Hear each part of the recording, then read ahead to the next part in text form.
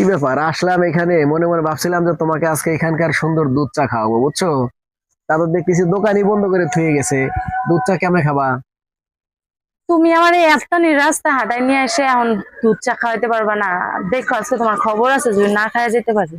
আরে এখানকার দুধ চাটা বুঝছো, অনেক মজাদার এবং অনেক প্রসিদ্ধ। এই জন্যই তোমাকে বলছিলাম যে এখান থেকে একটা দুধ চা খাওয়াবো, কিন্তু তা তো আর হচ্ছে না। ঠিক আছে, সমস্যা নাই। সামনে তো মনে হয় দোকান আরো আছে, এখানে দোকান বন্ধ তাতে কি হয়েছে, সামনে দোকান আছে না আরো, ওইখান থেকে তোমাকে কিনে দেবো। আচ্ছা ঠিক আছে, তারপরে একটা ভালো কাম করছো, এখানে জায়গাটা অনেক সুন্দর। আমি মানে গ্রাম দেখতে অনেক ভালো লাগে। সুন্দর জায়গা নিয়েছো, পার্কের থেকে অনেক ভালো সুন্দর জায়গা। দুধ চা খাইতে পারবো না তাই কি হয়েছে, কিন্তু জায়গা তো দেখতে পারতেছি, ঘুরতে পারতেছি, এটাই ভালো লাগতেছে। সমস্যা নাই, ওই সামনে আরো সুন্দর সুন্দর দোকান আছে, সুন্দর সুন্দর সিনারি আছে আরো, বুঝছো? চলো তোমাকে ওই সুন্দর সিনারিতে দেখাবো। আচ্ছা চলো, চলো। এই দিক দিয়ে ঘুরে আসি। এখানে বসে এই বাপুটা তো কোনোদিন এখানে দেখি নাই। হঠাৎ এই বাপুরে এখানে দেখি, বিষয়টা কি, এখানে আপুটা কি করতেছে দেখি। অনেক হঠাৎ এই আপুকে তো কোনোদিন এখানে দেখি নাই আমি।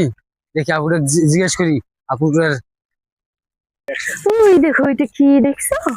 অনেক সুন্দর না? কি ব্যাপার আপু, আপনি তো অনেকদিন এখানে হঠাৎ কি করতেছেন? হ্যাঁ ভাইয়া, আমি এখানে নতুন আসছি। আর আমি আজকে আসলাম, এর আগে কখনো আসি নাই। তো আমি জিজ্ঞেস করলাম কেন এই জঙ্গলে আপনি একা একা কি করতেছেন, এই জঙ্গলে তো কেউ থাকে না। না ভাইয়া, আমি একা আসি নাই তো, বাবুর বাবাও আসছে।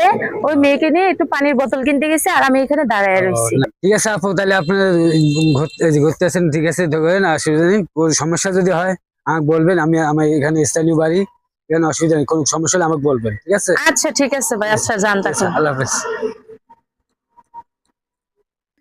কি জানি, ওরে তো এখানে রাইখে আসলাম, কি যে করছে আল্লাহ জানে। এই তুমি এখানে দাঁড়া দাঁড়া কি করতেছো?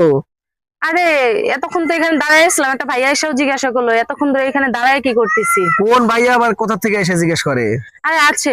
আর এতক্ষণ লাগে আসতে? আরে আমি ওখানে সুন্দর একটা রেস্টুরেন্ট পাইছি, বুঝছো, মেয়েকে ওখানে রাইখে আসছি। মেয়ে ফুচকা খাইতেছে, চলো আমি তোমাকে নেওয়ার জন্য আসছি। আর ইয়ে কই, মোহাম্মদ আলী কই? ওই যে ওখানে দিয়ে দিছি খেলতে, কুলে থাকতে চাইতেছে না, চলো তাহলে। আচ্ছা আচ্ছা, চলো চলো চলো। আচ্ছা। হ্যালো ভাইয়া, আপনি যে এখানে ফ্যামিলি রেখে গেছিলেন, এখানে জায়গাটা তো ভালো না। এখানে যে পরিবেশ, সেখানে তো আপনার ফ্যামিলি রাখা ঠিক হয় নাই। এখানে তো একদম ভয়ঙ্কর এলাকা। একটু ফ্যামিলি গুলো আপনার দেখে শুনে রাখতে হবে তো। আমাকে যদি বলতেন তাহলে একটা সেফটি থাকবে, এখানে তো সেফটি না। তার মানে আপনি কি একটু আগে এসে আমার ওয়াইফের সাথে কথা বলে গেছেন যে আপনি এই এলাকার ছেলে? জি জি জি। ও আচ্ছা আচ্ছা, সমস্যা নাই ভাই। আমি বুঝতেছি আপনি এলাকার হয়তো কেয়ারিং ছেলে। ঠিক আছে। কেউ বিপদে পড়লে আপনি হয়তো তার সহযোগিতা করার জন্য চেষ্টা করেন, ঠিক আছে। আপনি একটা কথা শুনে রাখেন, আমার ওয়াইফ রে এই জঙ্গলের ভিতরে যদি একা একা করে, ওরে ভূতেও ছুঁইব না। কেন জানেন? আমি এই এলাকাতে নতুন ডিবি অফিসার হিসেবে জয়েন করছি, ও, হয়তো আপনারা জানেন না না। ঠিক আছে, আমাদের নলেজে নাই। ঠিক আছে, ধন্যবাদ, কথা পরিচয় দেওয়ার জন্য ধন্যবাদ।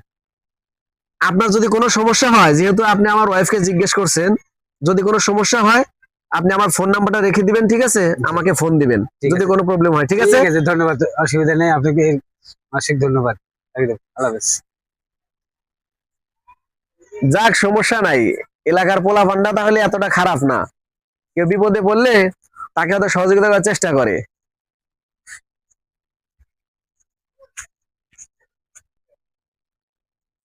আসসালামু আলাইকুম, সবাই কেমন আছেন? ভালো আছেন? আজকে আমরা অনেকদিন পর ঘুরতে আসছি একটু গ্রাম্য পরিবেশে। আমি আর আমার সাথে আমার ভাইয়া সবাই মিলে আজকে ঘুরতে আসছি। ভাইয়া, তোমার ঘুরতে এসে ভালো লাগতেছে না? জায়গাটা অনেক সুন্দর লাগতেছে, আজকে অনেকদিন পর এখানে এসেছি। খুব সুন্দর, মানে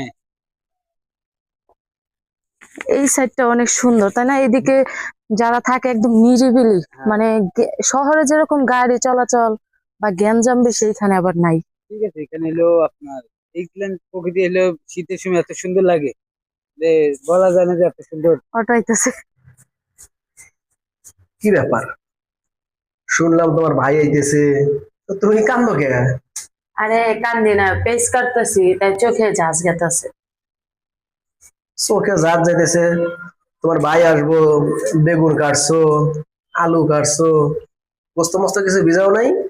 আরে গতবার তো গোস্ত রাঁধছিলাম, আমার ভাই এসেছিল। তোমার মাইয়ের কত কিচ্ছা কাহিনী। আমার চাচ্চু আসলে ছোট ছোট মাছ রান্ধ, আর তোমার ভাই আসলে গোস্ত রান্ধ। এই লেগে কি করবো, এই যে বেগুন বাছতাছি। এখন তার তোমার মাইয়া কইতে পারবো না যে আমার মামা আসলে বা আমার চাচ্চু আসলে তুমি গোস্ত রান্ধতেছো। এই যেমন বেগুন বাজমো আর ডিম বাজমো, এতেই হয়ে যাবো। শুধু বেগুন ভাজি করলে চলবো আর ডিম ভাজি করলে শালা বাবু আইতেছে একটু গোস্ত মোস্ত ভিজাও। নুরি নাই, ছোট মানুষ একটা কথা বইলেই ফেলাইছে। তাই জন্য তুমি এটা করবা, তোমার ভাই যদি আসে একটু গোস্ত মোস্ত রান্না করলে আমরাও তো একটু গোস্ত মোস্ত খাইতে পারি নাকি? তোমার যে কথা, গরু গোস্ত তো গতবার তো রাঁধছিলাম সবার জন্য। তোমার মাইয়ার যে কথা, আমার শাশুড়িও মন করে কথা কয় না, বুঝছো। আমি দরকার নাই বাপু, আমি ওই যে বেগুন আনবো, সুন্দর করে সবাই বেগুন ভাজা দিয়ে ভাত খেয়ে, আর শীতকালে বেগুন ভাজা দিয়ে ভাত খেতে অনেক মজা। তা বুঝবা কি। রুটি খাবো না, গলাদার রুটি যায় না, গোস্ত রান্নার সময় গোস্ত খাবো। কি এর গোস্ত রান্তাছি, এ বেগুন ভাজতাছি, গোস্ত খাওয়া নিয়ে এসছি কম। বেগুন ভাজবো, বেগুন খাবি। কে মামা তো শুন না, আমি আজকে গোস্ত খাবো, গোস্ত দাও। কে এটাকে না তোর মামা ছিল, তুই না কইলি মামা এলে খালি গোস্ত রান্ধি, এর লিগে তো আজকে বেগুন ভাজতাছি। আর আজকে তোর গোস্ত খেতে মন চাইছে। গোস্ত রান্নার কিছু গোস্ত রান্ধো। তোর কথা মতন তোর বাপে এতক্ষণ জ্ঞান দিয়ে গেল, আর তুইও রান্না করে আইসিস জ্ঞান দিবার লেগে, তাই না? যা, আমি রান্নু, পরে আমার কাছে যাবি, যা। আমি কি রান্ধি না রান্ধি ওটা তোর দেহার বিষয় না, তোর বাপেরও দেহার বিষয় না। তোর বাপেরা এখন বার করলাম, আবার তুই আয়া ঢুকে পড়ছস। হ্যাঁ, তো করে গোস্ত রান্ধো, পোলাও রান্ধো, ক্ষীর খুরমা রান্ধো, আহারে কামের মাইয়া রহিমা পাইছস, যা যা। পোলা পানে খাই দেয় কাম নাই। তোমার বাইরে গোস্ত খাওয়ানো কেমনে পারো দেখি। কি কইলি, দাঁড়া তোর এই ঢাকনাটা দেয় এমন জোরে বাড়ি বাড়বো এক করে দেখছো। বাবা বাবা, আম্মু না হ্যাঁ আমার গোস্ত রান্নার কিছু, আম্মু দুমুখ দিয়ে বড় থেকে বাস করে দিছে। আমিও তোমার আম্মুরে কইতে গেছিলাম গোস্ত রান্নার জন্য, বুঝছো। দেখি আজকে যদি ওর ভাই আসার পরে যদি গোস্ত রান্ধে, ওর অবস্থা আজকে খারাপ আছে। তোমারে ধমক দিয়ে সরাই দিছে, আমারও ধমক দিয়ে রান্নাঘর থেকে বের করে দিছে। আজকে ওর বাইরে বেগুন ভাজি আর ডিম ভাজি আর আলু ভর্তা, এই তিনটাই খাওয়াবো।